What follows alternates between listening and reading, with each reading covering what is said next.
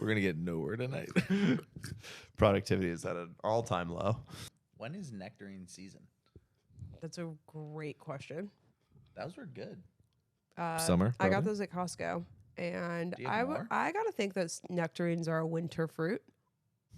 I don't know if nectarines are a winter fruit. Hey Siri, when are nectarines in season?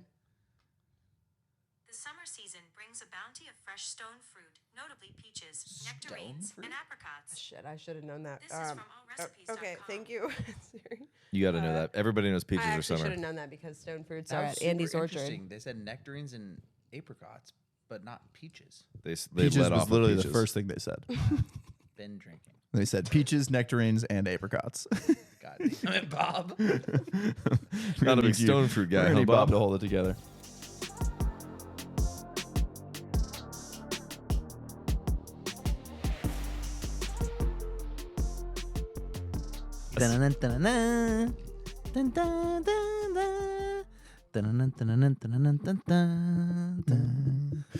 Wait, isn't this the NFL on Fox? Yeah. Got my Gary Underwood. Look Yeah, at Chad. I- Look at Chad. He has Beach Club upside down on his sweatshirt. I didn't design that either, obviously. I did, It's not for everybody. and I stand by I it. can't tell you how many times we've done like a Beta Bay thing and Matt's just like completely flipped it. And I've been like, Do you have no. do you have a link for like dark web Beta Bay gear? No, you have to pull Ryan Smith, and you need to Yeah, you need to he's the only one that scour has it. the store. That's Yeah, why yeah. Ryan Smith shows up at tournaments with random Yep. apparel items. That's Christmas music.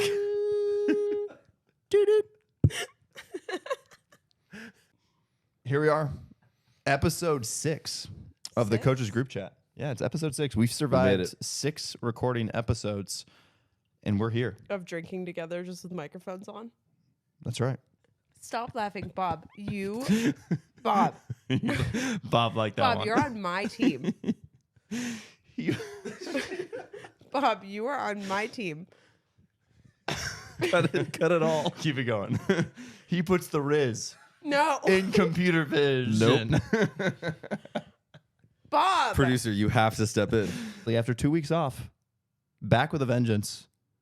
Producer Bob. Got I need to drink so much this more. guy. This is off to a horrible start.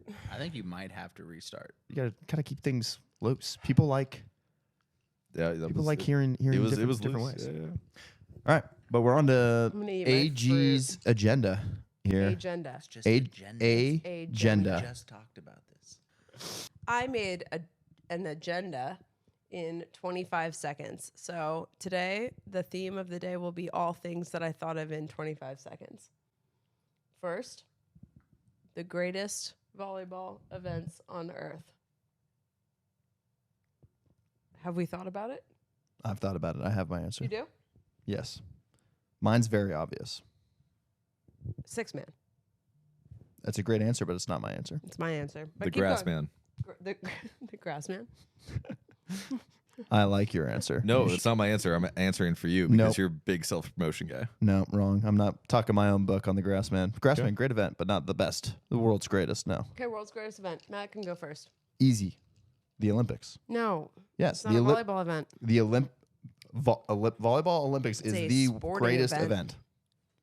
event. They play volleyball Every at the 4 Olympics. years. You want like something that's purely only, It's a volleyball event. but like what? Sure, pick the Olympics. That's very on brand for Matt. Okay, Go can I ahead. give you the reason why? I would love to know. Yeah, every 4 years, volleyball takes a stage. Beach volleyball, indoor volleyball, women's volleyball, men's volleyball Sure. actually is put on a pedestal and gets TV recognition on, the national level, specifically if we're good, right? Like take 2008, Beijing when USA were good. won gold. Yep. Huge bump in the amount of players playing volleyball after that. So every year we see a huge increase in the number of players that play volleyball after an Olympic year because they've seen it on TV and they want to check it out. So without a doubt in my mind, the greatest event and the greatest competition, like if you were to ask any men's volleyball player, what tournament do you want to win? They're going to say the Olympics. Like they want to be the gold medalist for their country. And that's where you see the greatest volleyball played consistently over the course of every 4 years. Easy answer for me. Great. Chad, what do you think? I don't think it's where you see the best volleyball. You think the pro level's better? No, it's not even it's all of it's V&L and World Champs and stuff like that. Like that's just better volleyball because producer. All right, nice. All Getting right. agreement. That's great. Why do you think that is? Because the difficulty in qualifying for the Olympics is just crazy, right? Like it's so hard to earn one of those slots. But I mean, you have even just like European championships or stuff like that, where it's like, wait, hold on, like it's France and Italy and Serbia. It's like some of the best teams in the world, and they battle it out, and then you're gonna send one team that wins it, they get that slot, right? And you have to then qualify otherwise. Like it's just so competitive that they end up having to exclude really strong teams. So I think some of the best. I mean, haven't been to the Olympics, so I'll give you that caveat.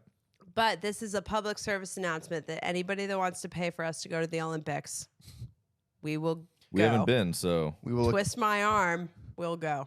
Okay, keep going.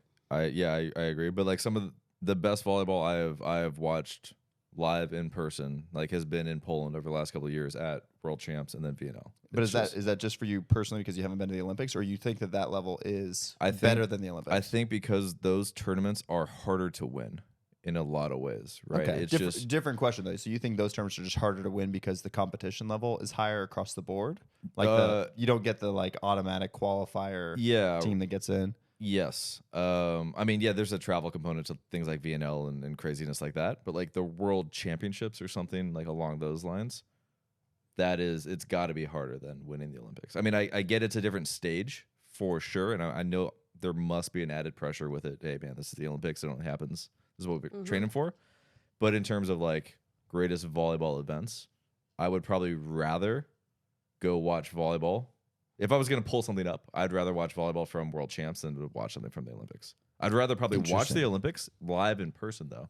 Right. I would give you that. I would meet and that's you. where, when I hear the question of world's greatest volleyball event, I'm like, I'm there. Like, I'm at that event. I'd rather go to six-man. Okay, well, I made the docket, and I am talking about all around volleyball experience. Great. And so your answer is? 6-man. Fair. Give it to us. What's the experience? In the 90s. Ooh.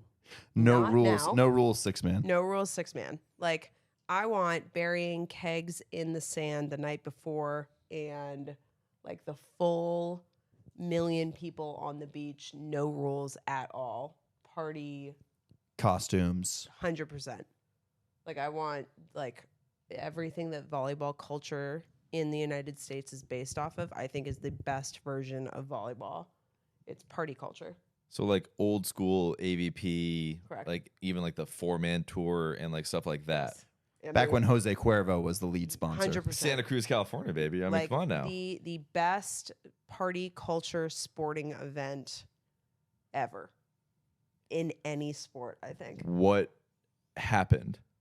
Why don't we have that? Actually, this is a really interesting question because I had a conversation this past weekend about what happened to volleyball, and honestly, cell phones happened to volleyball.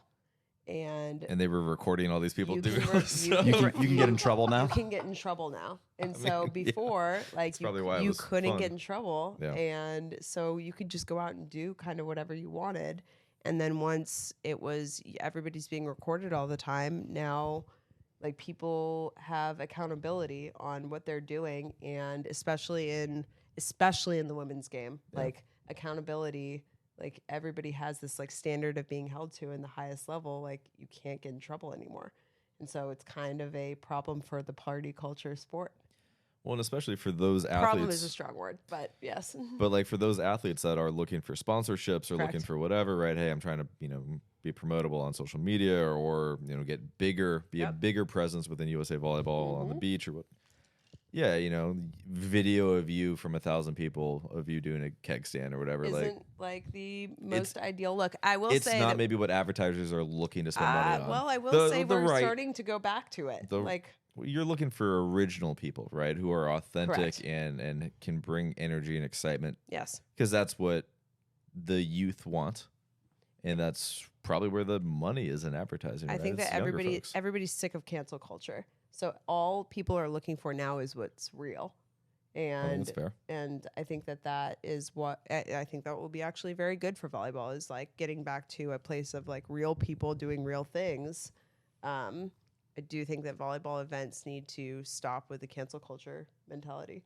Well, we talked about it a little bit last week, right? Of people in volleyball are typically so genuine, right? Yeah. I mean, like, you have a lot of great characters in the sport, Mm-hmm.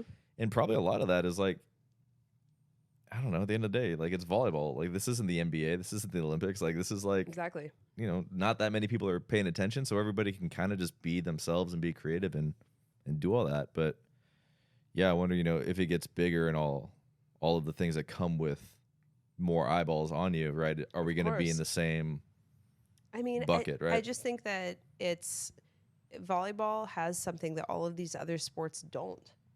And what volleyball used to be in the 80s and early 90s was like this place where you could be on the beach in the sun and drinking and hanging out with people. And it was this culture it was a party culture that I do think that we need to get back to a little bit of, like, I think it's a very attractive thing. And for TV, I think having it be an attractive thing is a good thing. I think a lot of it is like lifestyle too. Like Yeah. when even like what you're saying, Chad, of, there's not that many eyeballs on you. So many people are just being their authentic selves, and they just love the sport, right? They're doing it because they absolutely love the game. And some of the top tier are able to make, a good living off of it. Not even, not a massive, Not like any other pro sport. no, yeah, it's not any other pro sport in terms of the development of how much money's being brought in or being captured. But there is certainly a huge group of people that live the lifestyle that a lot of people aspire to, right? They're at the beach every day. They're physically active. They're fit, right? They have a certain style, a certain kind of appeal to them as people that a lot of people connect with and relate to, with or without the game or playing the game at a high level. And so there's lots of cool things that the sport of beach volleyball in particular, and then, by association, also indoor volleyball has a lot of that same character as well. Just more of a, the players that are playing at the top level aren't, stateside on the beach. They're international in Poland, in Russia, and Brazil, so on and so forth. Beach volleyball beach volleyball and volleyball in general relate a ton to skate and surf culture, where it's this outdoor, active, action sport lifestyle. And skate and surf culture is such an effortlessly cool thing that there are so many other facets of everything, fashion and lifestyle, and like all of these different artistic things that take from skate and surf culture, and volleyball is in that. Yeah. And so I think that it is such an inspiring artistic thing that we have gone away from portraying. And if we as a sport can get back to some of that, I think that it will be really, really good for pushing the sport forward, for making it cool for kids to do. It's not just in California. California, yes, it's easy. It's not as difficult in Southern California and Northern California for kids to go and play volleyball. But for kids all over the country, I think that making it a cool thing, surf and skate will always be a cool thing. And many kids don't have access to the surf. Many kids don't have access to a lot of the things that make this sport, I guess, accessible. But I do think that we keep making it cool, and Yeah, there's a degree of counterculture to volleyball as 100%. well. For sure. And that's where That surf kind and of skate comes from. spirals into lots of different thoughts about what's the best volleyball event on earth. But yes, six-man is my pick, 1,000%. Really good conversation. However, I'm really curious about your guys' favorite volleyball player ever. Ooh, yes. Favorite volleyball player ever? I think you need to lead off with this one, because I have mine. I think mine might be a little niche, but Mine might be niche too. Okay, the reason I asked this question and who comes to my mind first is like who had an impact on me as a kid when I was watching. sure. That's Okay. kind of where I went to. Okay, because obviously Karch is Don't say anything. the easiest answer to this question in the That's the United answer I'm States. thinking of. I'm gonna hit you. Huh? Karch? No, not you. Him. Oh, Karch is like the easy answer in the United States of like favorite volleyball player. Karch Karai. No. And Misty also is an easy answer to that too. I'm looking at you guys. I was like, I'm digesting. okay, so my answer is going to be Dana Burkholder. Does anybody know who that is? Tell us more. No clue. Please let us know. Okay, Dana.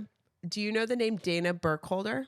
You should know this, actually, because Dana Burkholder was the setter for University of Arizona, where our good pal Bob went to school. In 90, I'm going to say 98, maybe 99. Yeah. Unimportant details. Okay, so Continue. the reason I'm saying this, though, is because when I was a little kid, I would go to the Final Four every year. And Dana Burkholder was the setter for U of A when they went to the Final Four. And for some reason, the way that she played volleyball, like, made me want to play volleyball. And, like, I remember it specifically sitting at the Final Four and watching her play and was like, man, I want to look like that when I play volleyball. And I was a little kid, and that was I remember it being like a moment in my career. I was like 8 when I just was like, I think I want to look like that when I play volleyball. What does The she look like? reason, honestly, and if anybody can dig up photos of me playing volleyball when I was a kid, she would set a ball and would like kick her legs out when she set a ball. I have most certainly seen a photo of you as a kid doing And that. she would kick, like, there was like a trend of setters that would kick their legs out when they would jump set. Do we need to bring it back? Is that what you're I mean, implying? no, or? I'm not saying that we need to bring it back. It's like bell bottoms. Everything comes back. And honestly, Misty, Cyclical, baby. Misty It's was fashion. Misty was May was also a like big person in the whole kick set, like flare your legs out while you jump and set a ball to make it fast and make it quicker. And so obviously Misty was a huge volleyball player for any girl playing when I was growing up. But style and flair wise, you mean? Style and flair wise. But Dana Burkholder would be the niche volleyball player for me as a little kid. Shout out to Dana. That is definitely niche. How do you do the bear down, by the way? Like this. Wildcat. I went to U of A Wildcat. volleyball camp when I was 14 years old as well. It was just very hot. I don't know. Yeah, sure, it was sick. Bob. Bob asking the tough questions. Did you go to Gentle Ben's? I didn't go to whatever local bar that you would. I'm guessing that was a local bar. Yeah.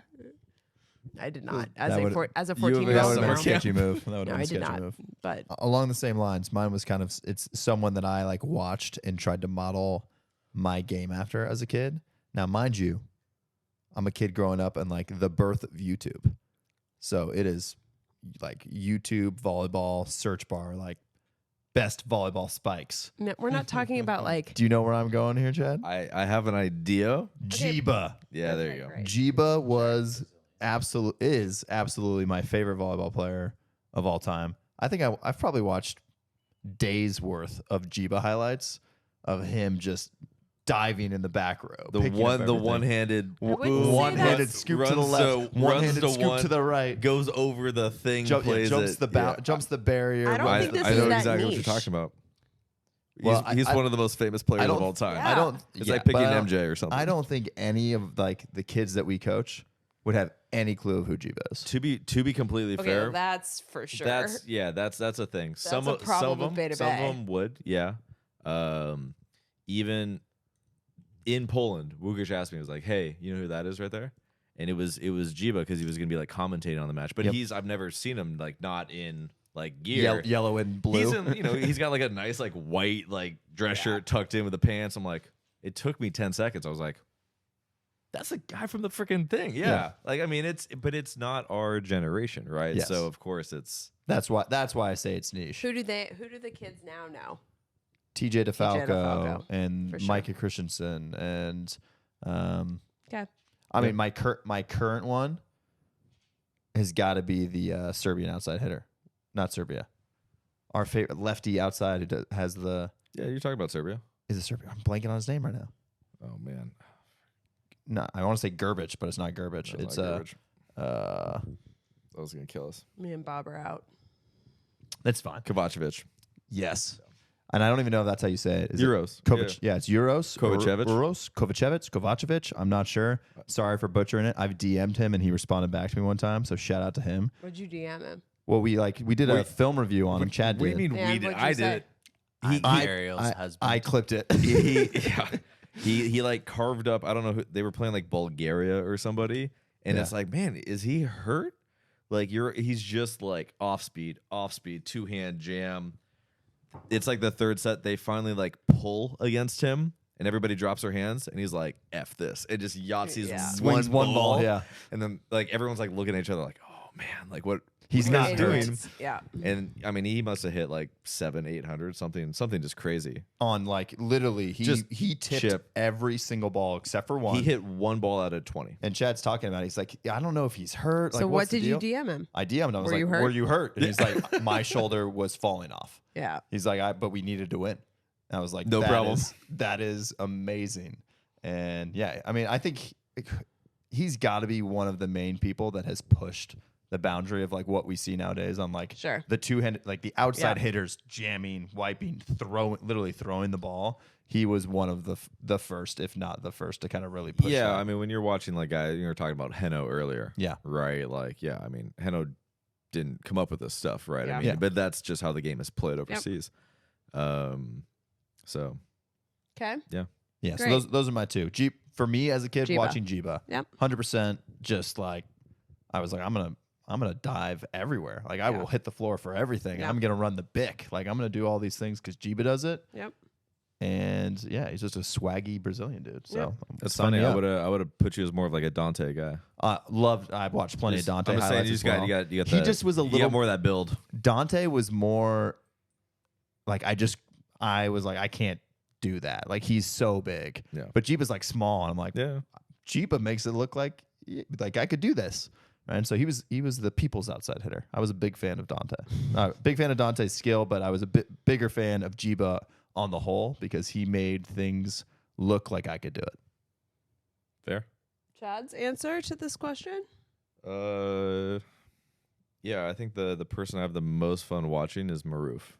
Yeah. I think Yeah, that's Maroof is a good answer. I think it's a pretty safe bet for me. Yeah, I agree with that. Now, is he, if I was training a 14-year-old setter, would it be like, hey, man, go watch Maroof? I would not. I might by accident because I'd be excited about it. Yeah, I get that. I get, hey, man, if you just want to go set hittable balls, like, go watch Gianelli, go watch Micah, like, go watch these guys. Yeah. If you want to do, like, really cool shit, Go watch Maroof, go Yeah. watch DeFalco. Like, Yeah. I mean, these guys are doing some crazy. The YouTube algorithm will help that kid find his way. Yeah. So, no, I mean, he's no bigger than me. Yeah. He's got, I don't know, 20 years on me. I mean, he's graying and all this stuff, and he's just carving people up. Yeah. Just jump, land, set, jump, what? I mean, just so much mastery technically of that position. That when you look at Maroof, right, I mean, he probably wouldn't be as flashy as he is, right, if he was playing for a USA, Poland, France, Brazil, like one of these kind of top teams every single year. But at the same time, right, I mean, his creativity is sits on a foundation of, mastery of the technical side, right? His ability to manipulate the ball is built on years of, I mean, the guy's 45, so I mean he's been training for like 30 years. But I mean, like without the mastery of the technical piece, right? I mean, it doesn't unlock the rest of it for his game, I think. So that's my piece on that one. Yeah, the story that I tell on this is the Colin McMillan story. So Colin McMillan coaches at Penn State, and he was giving me a rundown on him talking to a setter, and I steal this all the time now. But the general idea was he pulled the setter in, he's talking to him and kind of running through the way he's been training and playing the game. He goes, do you know the difference between baking and cooking? And the kid's like, no. What are you talking about? And Colin goes, Baking is very specific. It's scientific, right? There's a specific Math. set of instructions. Yeah, I do step 1. I measure out 1 cup of this. I put it in the oven for this long at this temperature. You get the and same answer. This comes out, right? A cupcake comes out at the end if I follow all these steps. Cooking is you are taking the ingredients and you are going on the fly and figuring out what works where, right? Oh, I need a little bit of this here. All right, this is, while this is cooking, I'm going to make this. I'm going to get this sauce going. I'm going to get it all together, and then I'm going to present it, and we're going to put it together, and it's going to be art, right? You're just on the fly. You're figuring out what is needed, when, and where, and that's being a setter, right? You have to be able to cook. Maroof cooks. Maroof cooks. Maroof cooks. Right? You can't be out there baking because guess what? When you get punched in the face while you're baking, things don't go according to plan. You better be ready to cook. Usually happens to me when I'm baking. That's what your opponent is going to do, right? They're going to punch you in the face, and all of a sudden you thought, I want to get my middles going, and they're doing a double commit. You're like, well, all right, what's next? Bad recipe. Salt's not working. Let's go pepper, right? Yeah. Where are we going to go here? Don't put pepper in your stuff when you're baking, but yeah. Well, yeah, that's why we're cooking, not baking. Maroof cooks. That's the Anyway. moral, Maroof cooks, moral of the So- story there. Maroof for me. Yeah. Maroof No cooks. question. I like that. So much fun. Cool. NCAA predictions, kind of. Kind Matt of. is going to disappear into thin air. Deuces. It's like insider trading or It's something. like or- insider trading. Exactly. He'll get arrested if he does. So it's just me and you, Chad. Yeah, Martha Stewart and Snoop over there would shut it. We are Martha Stewart and Snoop. I'm Snoop, obviously. You're Martha Stewart. Duh. I'm Snoop. Are you kidding me? I like Dustin's rankings right now. The no easy Yes. bucket stuff. It's been the same the last 2 weeks, but the more that I watch Grand Canyon, I'm sold. It's senior laden team. They are gritty. They have this chip on their shoulder that they maybe haven't gotten the respect that they have deserved, and now it's a lot of experience, and they're going after it. UCLA has all the talent in the world. That puzzle has not quite come together consistently for Sparrow yet. Yeah, but they're good. They have the best roster Sure. probably. Yep. UH I think is still untested, and so I'm really excited about the Outrigger Invitational. Yep. Hawaii, Irvine, Grand Canyon, Lewis should be some really good matches this weekend. And then Long Beach I haven't watched as much of lately. I'm going to the Long Beach game on Friday. Wait, you're gonna be there? I think. I might. Oh, I'm gonna be there. Oh, yeah, you're going this weekend. Yeah, Wait, what are you doing this weekend? I'm You're just floating. going? You're floating? Yeah. Me too. I heard John Wallace is gonna be in town. Wait, why? Yeah, Oh, they're 'cause playing summer. captures. Come on now. I'm not It's a missing that. huge- it's a huge we're night. We're going. Um, I'm sneaking into the sandbar on Friday night. Yikes.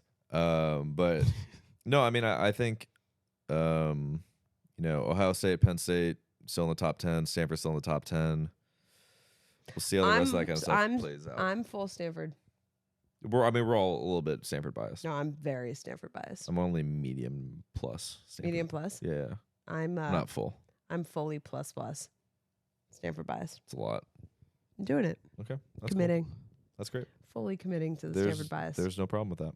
Matt committed so hard that he left. Recuse himself. Yeah, I know. So it's a problem. We lost 1/3 of our Yeah, hosts. Yeah. Yeah. Question for the volley dork. I don't have any predictions for Me? you. Easy Snoop. Absolutely. It's a good joke. Easy Snoop. Yeah. Do you have a team outside of the top 5 that you consider the biggest problem for those that are inside the top 5? Stanford. Yeah, I mean it's outside of the top 5. It's Stanford or probably Ohio State. I was about to say Ohio State, actually. I know my dark horse George Mason. I'm not as confident these days. Princeton, when they can pass, that's an interesting team out of the Giba. I mean, those guys can score. Loyola had a nice win this past weekend. Nope. But I don't know. I mean, outside Ohio State, I'm not super hot on the Giba. You're not hot on anything apparently. Nope. Okay, great. Just Stanford. This Uh, podcast is literally gonna be just me sitting by myself. You're gonna have to recuse your butt too. next week, it's just gonna be. This is all bad. It'll be me and Bob over here. Who else do I like? We're gonna cut this whole segment. No, we Oh, might not. we're gonna Let's have a quick volley dork segment. it. Let Ariel tune out for a minute. This is where she falls asleep. gets a little reset. When do I get to fall asleep? I have a question. You Why get to- aren't touches valued more on the block? Because your little statistic chart the other day made no sense to me. he does I am account for blockers? What are I you talking am about? tuned What are in you now. talking about? Make Thank your you own for damn making this chart. relatable. I DM'd you. Tell me more. I don't want to go into this now because it's something. Exit out. Go on next to the next one. We're cutting this segment All out right, everyone, too. wave your hands. Help me out. Dana Bob. Hey. We've talked about this before. We had December Volley Bender that Chad and I have been going on for years now. January Volley Bender became a thing. A late addition to the For pack. sure. Yeah. And then I decided to make my entire life volleyball. And February Volley Bender became Hawaii to DC to LA to Phoenix. And now it's March. So here. what is March going to look like? I'm going to Long Beach this weekend. What are you So doing? am I. Oh, that's unreal. Same. Okay, so that's where it starts. Uncanny. Well, We're I guess- kicking off. We got SoCal Cup U14 boys. This is interesting actually because first time they've ever run a large. Wait, really? yeah, Large. this is the first. I thought they did this. They thought they did SoCal too. SoCal does a U14 season during the spring. But not like But a they've never done, like, premier a event. premier event. Ah, okay. This okay. is like What's it other called? teams. It's called something outrageous. The SoCal Cup Equinox. Yeah, that's outrageous. Cue the graphics. Yeah, that's what it's called. Equinox. So interesting. cool. But Giving an event for these kids, right? That they can, hey, we're getting ready to go in March for this, and we get to pair it with watching some men's volley. Yep. At the collegiate level, I think it's a super logical. Yep. So we get to go Pairing. down and compete, and on Friday we've invited all the boys to. We have a section at Long Beach State to go watch Nice. Long Beach State versus UC Santa Barbara. Right, they get to see that event, different venue, different look. But you get to go travel. Like that's it's one of the best parts of club volleyball is getting to go travel. You've only been to the pyramid 6 times? Something like that. How many times have you been to the pyramid, Matt? I didn't play D1 ball. Just keep that in mind. Played in the pyramid 4 times. 1-0 times. Shout out Pacific. Ooh, woof. Ouch, that was a good one, Bob. Yeah, Tough he's crowd. cracking himself up over Tough there. crowd from U of A over there. I'm looking at my March right now to see Okay. see what's in my bender. Okay, so we're going to Long Beach this weekend. The weekend after, It's your daughter's birthday. we're going to stay home for that. We've But- been gone every weekend. You know what we do have Bender. that weekend? And Bob's birthday. That's true. Bob's birthday also. Huge. You know what we do have that weekend though? That is a volley event. The Bay Area Dimes are hosting their inaugural tournament at Foothill College. We've got 12 teams coming in to compete at Foothill. I got asked this weekend. Wow, really? When is your guys' VLA tournament? It's No. next weekend. And I was like, I have no idea. Yeah. You're not I was like, involved. I was like, ask Matt. That is not a me question. But then the weekend after, I'm thinking like we've got like a triple booked weekend that weekend. You're going to UCLA. Yes. We have tickets to the Bay FC home opener. Shout out. Shout out to Bay Inaugural FC. season. The new Bay Area NWSL team, Bay FC, kicking off their home opener at PayPal Park on March 30th. Yeah. Why I'm are going. you telling me what to do? I'm going to Poland. So When? in like 2 weeks. Wait, hold on. All right. We went through all of that. We went through all of that, and you were like, "I'm going to Poland." Yeah, in 2 your- weeks? your stuff Why is are pretty you going bad. To Poland, Chad? Okay. Because you want What's to. happening in Poland? The club championship? No, I mean nothing really. I mean, I might have to like train down to like one of these other cities to go watch. So Taylor plays for Warsaw's Warsaw. team, but I think they're away for the 2 matches that I would be in town for. So I may just go train, in whatever 2 hours. See if I can go watch them. I think they play Zaxa. Oh, nice.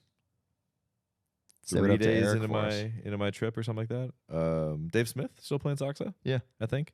And showed you. Yeah, and then Shlivka maybe Zaxa. I can't remember. I don't know. I got to go figure out who's playing where. Hmm. Oh, let's go, friend Please of the hold. pod. You guys, you have Friend of the pod. Matt, you have something to do. It's Go. There's so much cutting to do now. a lot. Hopes and dreams. And this can include anything. Guys, anything. Any of your hopes, any of your dreams. I'm ready. Really? Yeah, so ready. Okay. All right. Here's my hopes and dreams. Chad already knows. Chad, May 1st. What do we got? Oh, gosh. I can't wait to be training in a brand new Bay to Bay state of the art facility. Hopes and dreams. I want nothing more.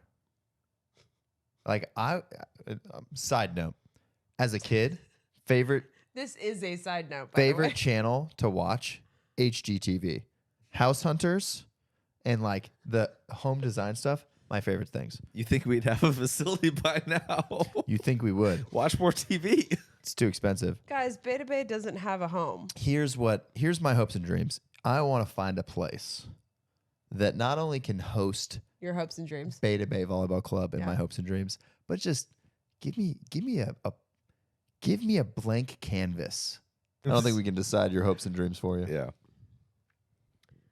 I want to be the best wife possible. Call it. And I want my husband to be Better. all I cannot work under these the conditions. tyranny of this podcast. End podcast. Done. Tigers. Oh man, that was a weird one. All right. That's episode 6. We're done. That's a weird one because you guys let me make the docket. I made that in 20 That was a seconds. weird one. That